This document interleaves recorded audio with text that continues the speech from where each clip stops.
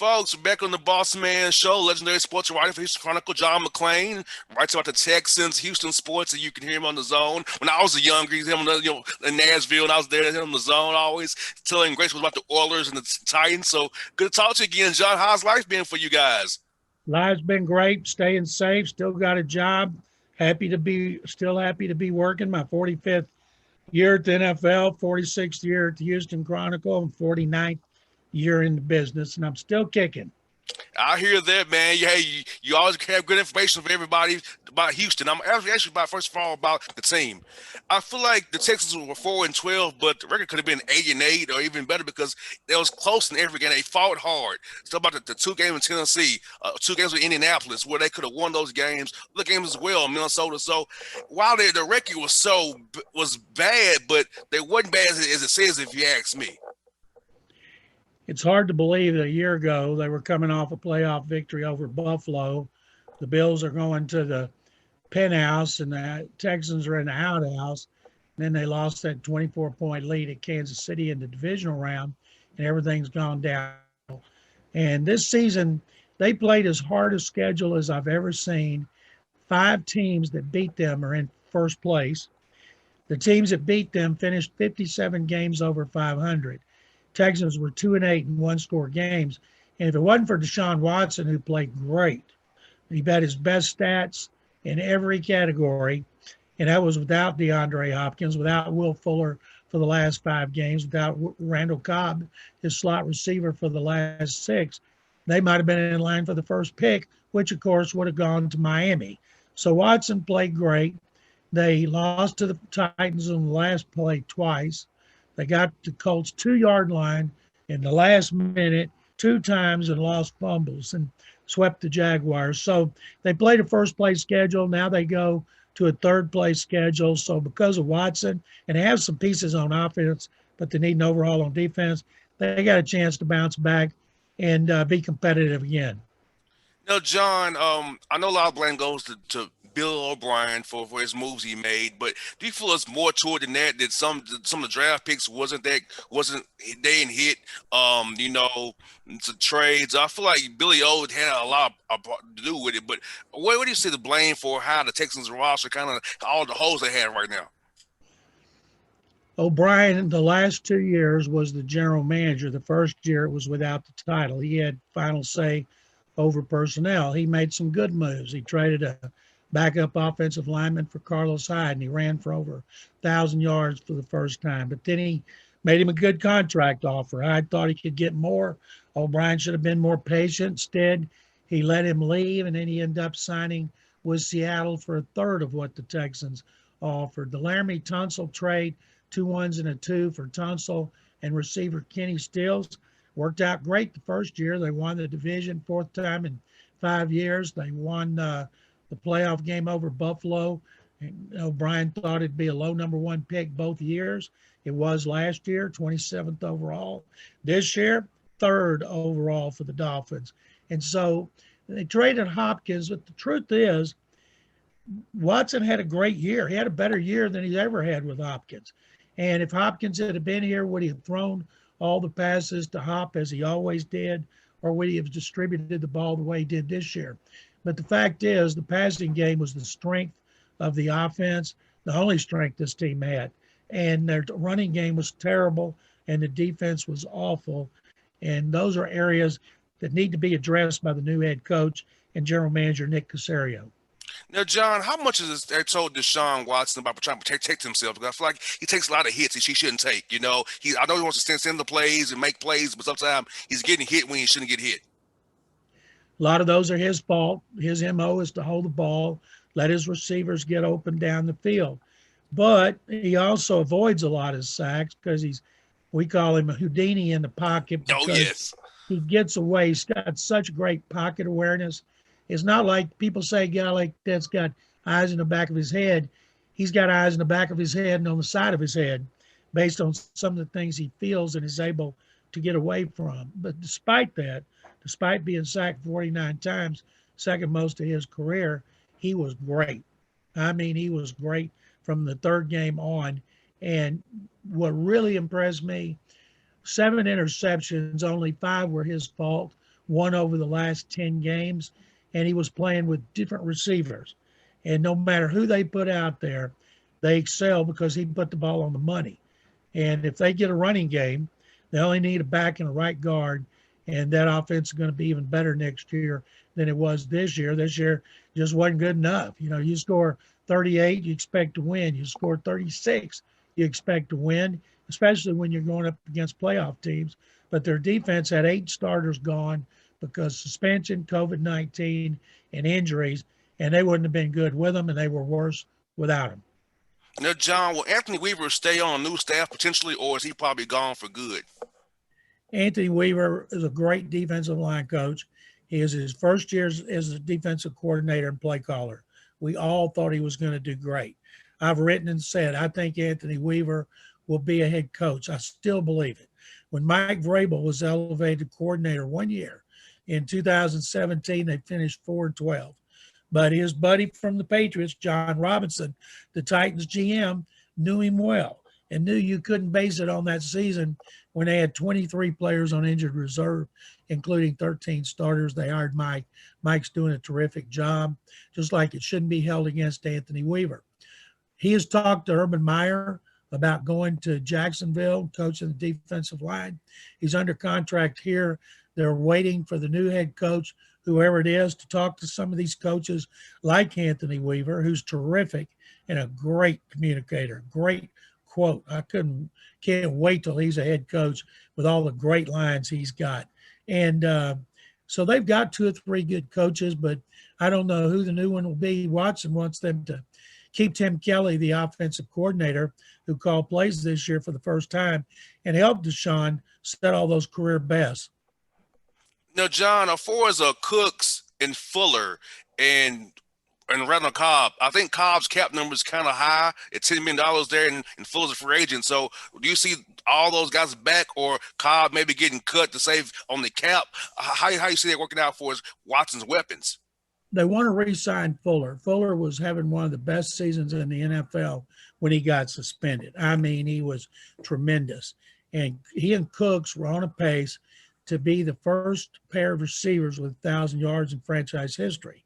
Cooks ended up with over 1,100, his 5th 1,000-yard season, tied Brandon Marshall to have 5 with 4 different teams, and he was terrific. He'll be back.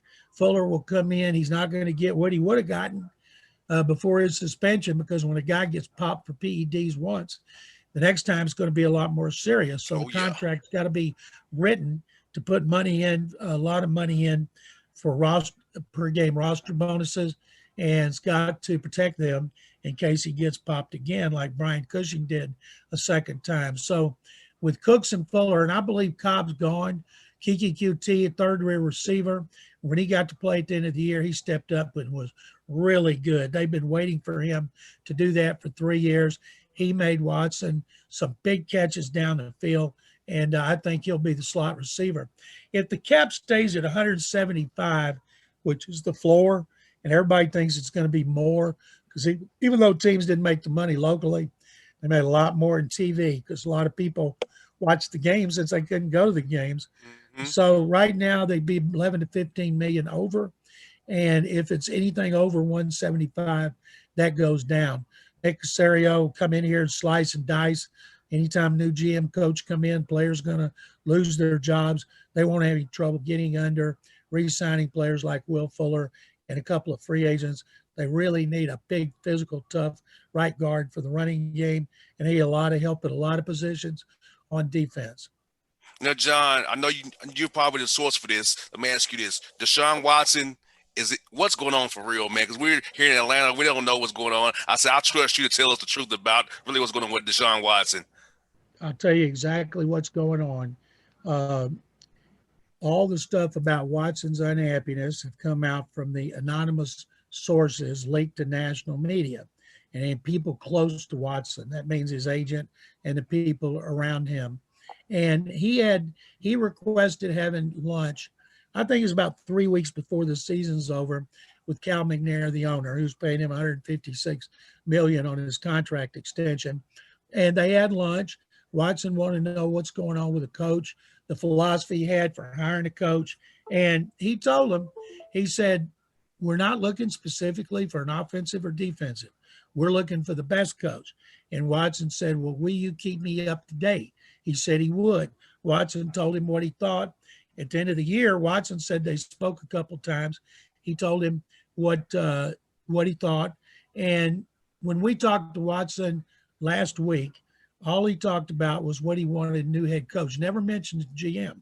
Well, when they hired Nick Caserio, they did not offer the job to Omar Khan of Pittsburgh. They interviewed 5 coordinators. Caserio interviewed with Carolina while he was here before he did his Texans interview. They interviewed 5 people. They had put in requests for 2 more. But once they tried to get Caserio 2 other times.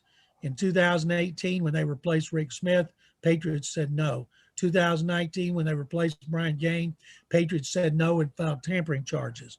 So it's out that Watson's upset and may ask for a trade. One national media person said he might sit out the season. And I'm like, give me a bleeping break. If you sit out the season, you don't get credit for the year, and his big contract wouldn't kick in till 2023. He's a team guy. He's not a quitter like James Harden, who quit on his team.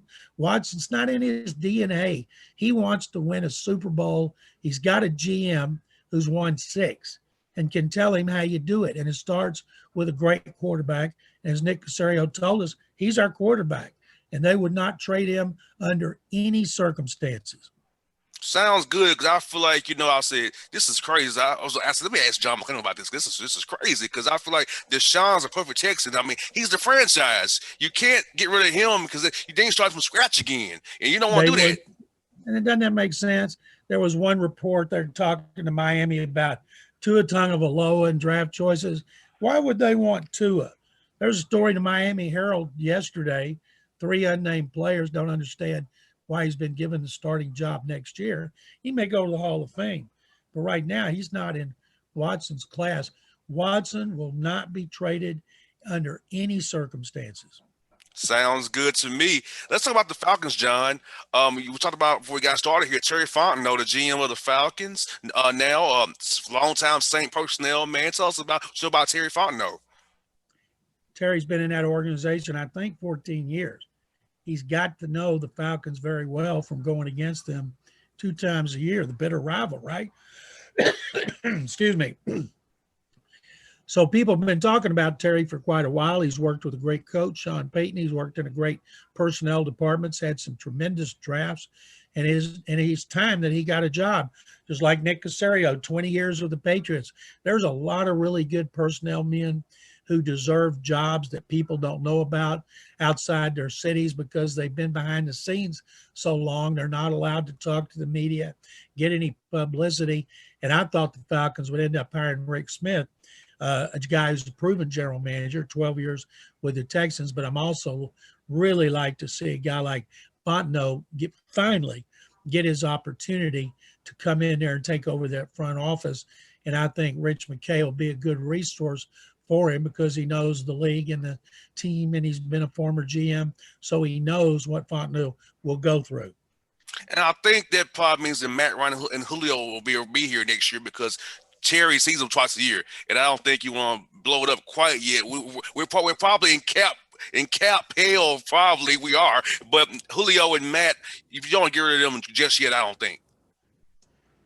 I think when those guys are out there, they always have a chance to score enough points to win. They lost a lot of close games. They blew a lot of games. They need a lot of work on that defense. And I don't see Matt Ryan going anywhere. He's still playing well. Julio Jones, when he's healthy, he's great. I know they make a lot of money, but you find ways to work around it. You get young. Young means cheap in the NFL. In most cases, you get free agents that fit your needs, what you want on both sides of the ball. The problem the Falcons have, and Terry Fontenot and the new coach, boy, you got the Bucs, you got the Saints, Brady throwing 40 touchdowns at 43. Maybe next year he'll only throw 38 or 7. And if Drew Brees retires and goes into broadcasting for NBC, I've watched Taysom Hill. He's fine. But do we think he's ready to take over for Drew Brees? Sean Payton knows. And if Sean Payton thinks he is, that's good enough for me. But that division is so competitive. Oh yes. Yes, and you got Bridgewater for another at least another year in Carolina as well. And Saints have Winston as well if he re-signs with those guys. They have Winston as the backup to Taysom Hill. Yeah, you're right, John. The NFC South is very tough, and I hope the Falcons get it together, man. I want us to win again. Since we came to your city and blew that lead, man, has not been the same since. And I feel terrible about that. You know, you don't see many guys that coach in the Super Bowl get head coaching jobs. Kyle Shanahan did. And I know at the end of that game, Kyle had some decision making that hurt in the comeback. And he's gone. He's done a great job with San Francisco. And I don't know, do the Falcons looking for another offensive coach like that? Usually you fire Dan Quinn and you don't bring back Raheem Morris, you're going offensive. And because that's just the way it usually is. So I'm eager to see who Terry Fontenot will go with. Will there be somebody he knows with the Saints? Will there be somebody that he has worked with the Saints who's gone on to somewhere else? Because when you spend 14 years in an organization, you see a lot of guys come and go. He knows the league well. So I know everybody there is pumped to see who he's going to be working with. And I'll say this about the Falcons. People always ask, well, what's the best job? It's got to be the Jaguars. Number one pick, multiple first round picks for 2 years, a lot of cap money. And I say this, since Shad Khan's been the owner, they've had the worst record in the league. Yes. They almost went to the Super Bowl in 2017. And since then, players have bailed on them like crazy. Didn't want to play there, didn't get paid. They did a terrible job. So now, do we think all of a sudden they're going to turn it around? Even if Urban Meyer is successful, who's to say the players aren't going to want to bail on him too? Doug Marrone wasn't the problem. The owner, Shad Khan, was the problem. Then you look at the Jets. Who would want to go there if you had a chance to go to Atlanta? Arthur Blank's like the owner in Houston. They give them the resources. They hire people they think will do the job. They don't tell them what to do. And if they don't do the job, they're not afraid to fire them. And that's a good owner. A general manager and a coach want to work for owners like that. Give you the money, you keep them abreast of what's going on, and they give you a chance to succeed or fail. That's why I think Atlanta and Houston are really good opportunities, because of stability at ownership and the way those two owners operate. Yeah, I would want to touch Detroit, Philadelphia right now, the Jets or the Jaguars, as you said. And that Lot J project that Sean Conn wanted to do around the stadium there, it fell through as well. It did. Now, a lot of people say the Chargers because of Justin Herbert. And I say, yep, he's a great young quarterback. They got receivers, a couple good defensive players, but they will never sell out a game unless the other team does, because nobody cares about them. They only care about the Rams. And if you like high taxes, unbelievable bad traffic, and you got to worry about wildfires, sure, that's a great job. But the talent sometimes is more than just the talent. It's the owner. It's the people in place. Does the owner have patience? You know, Anthony Lynn had won his last 4 games to finish 7-9 and still got fired. I'd be very leery about that job when you win 4 in a row and you go 7-9 and you have all the injuries they did and you still get fired. But that's the way they operate. Now, John, let's talk about the Rockets here. I know you're in Houston, man. James Harden. What was, I saw that article from Tim McMahon about how he pretty much had the organization hostage, but how was it on the ground there in Houston? You know, seeing what he was doing, watching the team kind of just go through it while he's out there quitting on everybody. He quit on his team. He quit on his teammates. He quit on the fans. And James was always a great player. He was great in the regular season. Sometimes he was great in the postseason. Sometimes he wasn't. There were reports that he's out at strip clubs the night before the games. He never addressed things. He was a very private person. And so after the last year's playoffs, they lost to the Lakers. There's no shame in losing to the Lakers. They won 1 and lost 4. But yet people got very upset. They started having problems immediately. Mike D'Antoni, very popular coach, He left, wasn't invited back. Daryl Morey, the GM, who had traded away like every first round pick through 2050, he left for Philadelphia. They give Stephen Silas, a bright young assistant coach, a chance to be a head coach for the first time. They elevate a guy in our organization, Raphael Stone, and they tell them, okay, what can you do? So everybody knew Harden wanted to be traded. He was getting ripped here unmercifully by the columnists at the Chronicle, talk show host, just killing him. He comes in late. He is out of shape. He looks like he should be playing tight end for the Texans. He is overweight, and he doesn't play worth the darn. In the last 4 games, he couldn't score 20 points. Used to, he'd score 20 in the first half for sure. So if there had been sellout crowds, they would have booed him. Then after the game last night, he did a media Zoom in which he ripped the team, said it's not fixable, which is a shot at your teammates and your coach, took some other shots at him and said bye and left, and then got traded the next day. Obviously, they had that trade ready to go for whenever the Rockets wanted to pull the trigger. 4 first-round picks, 4 swaps of first-round picks, 3 players, including Victor Oladipo, who's going to be gone in another trade, and they're trying to restock their draft choices in the first round, so they're going to be bad. We know it, but it had to happen. He wanted to go to Brooklyn. That's where they traded him. More power to him. I hope he does great. He had a lot of fun watching James Harden and the Rockets. He ran the team. He wanted Chris Paul. They paid dearly to get him. He had wanted Dwight Howard. He wanted him gone. They did. He wanted Paul gone. He wanted Russell Westbrook. They got him. Then he wanted Westbrook gone. And when Westbrook left, he wanted John Wall to get Wall, and he decides he wants out. So you can understand why people here are very disenchanted with James Harden. I wish that the first time he comes back with the Nets, that the place would be sold out. They'd be scalping tickets. They'd be like a Super Bowl ticket. They'd be so expensive to see Harden come back to boo him. And that's too bad, because you hate it to end like that, because there were so many great times with James Harden. Yeah, and also my friend Robert Covington. I went to school with him at Tennessee State University. My friend Robert Covington, he never would tell me like he'll tell me bits little stuff here and there, but not the real what went on with James Harden. I'm like, man, you can tell me. I won't say it on the radio, but yeah, Rob was shocked to get traded to the Trailblazers as well. He thought he'd be in Houston for a while. Thought he had a place there.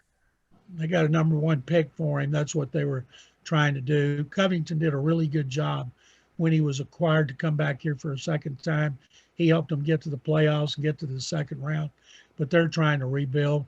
I think they knew all along they were going to trade Harden, so they're just trying to restock the draft, which Daryl Morey had traded away picks for years.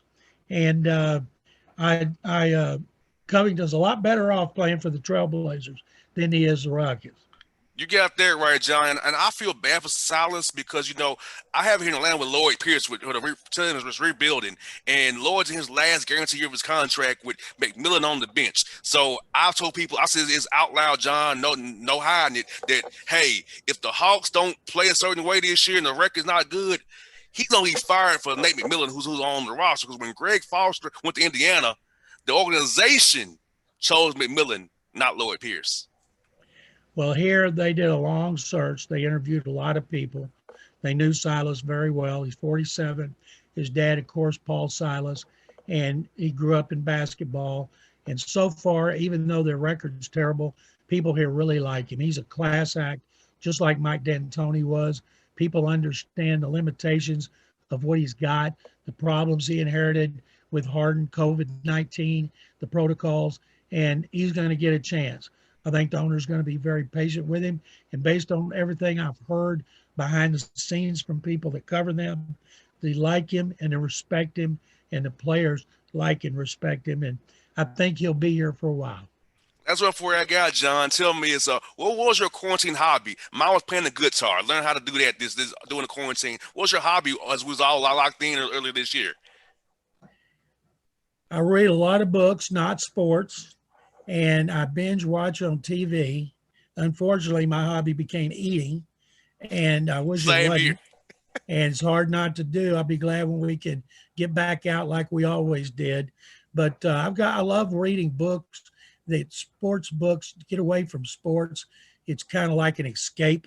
And I love sports on TV, but I watch a lot of other things to help me get away from sports because sports is a 24/7 proposition in the era of the internet. You Oh know, it used to yes. be as a sports writer, you write it or read it. Today you tweet it or read it. You have to be on your toes every minute. I had to give up golf when the internet came out because I couldn't keep my phone on the golf course, worried every second about something with the Texans going on and people playing golf. They didn't want to hear my phone ring. So I put my sticks up and haven't played golf in years. Hope to pick it up again someday when I retire.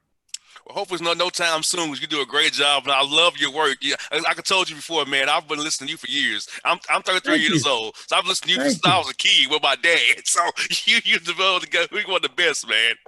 Well, I appreciate that very much. I love talking about sports, writing about sports, tweeting about sports. It's been a privilege to do it all these years. I was thinking about this playoff game this weekend with NFC, with Brady, Breeze, and Rogers, and what a privilege it's been to cover them in this unprecedented era for passing, Matt Ryan being one of them.